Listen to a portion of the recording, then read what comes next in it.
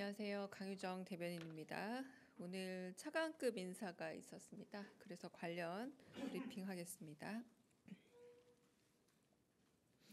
강유정 대변인입니다. 차관급 인사 관련 브리핑 시작하겠습니다. 이재명 대통령은 오늘 국무조정실 국무 1차장과 2차장을 임명했습니다. 먼저 국무 1차장은 김영수 현 국무조정실 국정운영실장입니다. 국무조정실의 다양한 보직을 두루 거치면서 정책 전반에 대한 이해도가 높고 특히 정책 기획과 조정 및 점검, 분석, 평가에 강점이 있습니다. 따뜻한 리더십과 소통 능력으로 갈등 조정 능력이 있고 업무 추진에 신속성이 있다는 평가입니다. 빈틈없는 국정관리와 부처 간 협업으로 정부 효능감을 극대화할 적임자로 판단됩니다. 국무 2차장은 김용수 현 국무조정실 경제조정실장입니다. 역시나 국무조정실의 주요 보직을 두루 경험했고 주어진 일을 마다하지 않고 빠른 판단력으로 해결책을 찾아내는 덕장이라는 평가입니다. 특히 경제조정실장으로 근무하면서 국가첨단사업전략위원회를 통해 첨단 산업 육성을 지원하는 등 풍부한 경험을 토대로 새 정부의 성장 전략을 뒷받침할 인사입니다. AI, 바이오, 반도체 등 첨단 전략 산업의 규제 완화와 육성 진흥을 통해 이재명 정부의 국가 성장 전략을 뒷받침할 역량 있는 인물입니다. 오늘 임명되는 분들이 새벽 총리를 다짐하는 김민석 국무총리를 잘 보좌해 주시길 기대합니다. 이상입니다. 혹시 질문 있으시면 받겠습니다. 질문 있으실까요? 네. 저 내일신문 김영선입니다. 네. 오늘 앞자리 안 주셨네요. 네? 앞자리 안 드셨네요. 네. 오늘 오랜만에 인선 발표 나온 것 같은데 네. 혹시 국토부 문체부 장관 인선도 곧 나오는지 궁금하고요. 그다음에 트럼프 대통령이 오늘 주한미군 방위비 관련 언급이 있었는데 혹시 관련한 대통령실 입장이 있을지도 궁금합니다. 첫 번째 말씀하신 인사는 아직 정확한 발표 시점을 말하기는 어려울 것 같습니다. 두 번째 방위비 관련해서는 현재 제가 좀 그 외교안보 쪽에 피지도 요청해둔 상태이고요. 그래서 대통령실의 공식 입장은 조금 더 기다려 주셔야 나올 듯합니다. 네. 네, 안녕하세요 대변인님. 채널A 이상원입니다. 네. 네, 그 표류하던 북한 전유민 6명이 오늘 오전 동해상으로 송환이 됐다는 보도가 나왔는데요. 지금까지 북한 측에서 좀 인수 의사를 밝히지 않아서 좀 송환이 지체돼 온 것으로 알려졌었는데 그 이후에 좀 어떤 조치가 이루어진 것인지 궁금하고요. 또 이와 관련해서 대통령께서 또 말씀하신 것이 있는지 또 여쭙습니다. 네, 그 부분에 대해서는 제가 지난번에 말씀드린 내용과 달라진 부분은 없고요.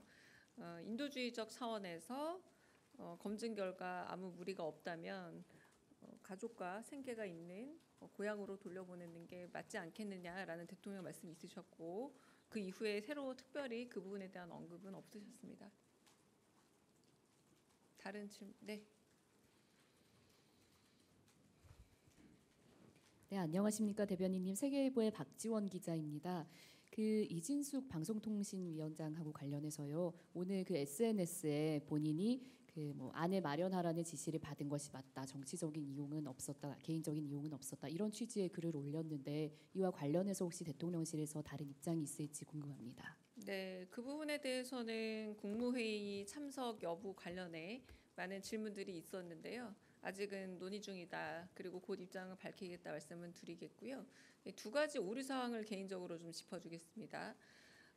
잘못된 부분을 정정했다라는 표현을 했는데 올바르지 않습니다. 정정했다는 표현은 올바르지 않고요. 그리고 지시와 의견 개진이 헷갈린다면 더더구나 국무회의에 참석해서 발언할 자격이 없다고 개인적으로 생각합니다. 네. 다른 질문 없으실까요? 네. 네, OBS 최현성입니다.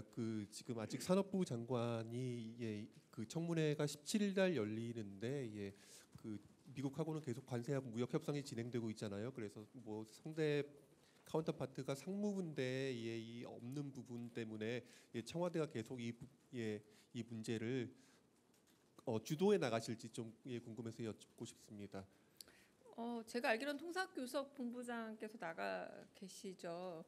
그 역할과 위성락 안보실장께서 정상회담을 비롯한 통상교섭 문제까지 전부 고위층 만남을 갖고 돌아오시기 때문에 정부 이양기에 있어서의 발생한 공백의 문제는 당연히 예측 가능한 거고, 그리고 청문회 일정이 있는데 그 부분을 공백으로 하기는 좀 어렵지 않을까 싶습니다. 그 공백이 있더라고 하더라도 굉장히 뭐 예상 가능한 공백이고 어느 국가나 정권이 바뀔 때 있는 거고요. 그리고 저희는 안보실장께서 그 이상의 역할을 해내고 있다고 보고 있습니다. 다른 질문 있으실까요? 네. 네, 아시아투데이 홍선미입니다.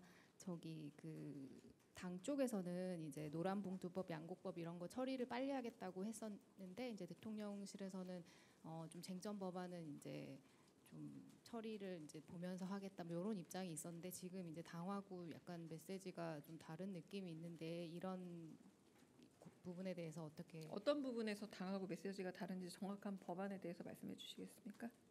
당에서 이제 네. 노란봉투법이나 양곡법 이런 것도 이제 빨리 처리를 하겠다고 했었는데 그런 말이 발표가 나왔나요?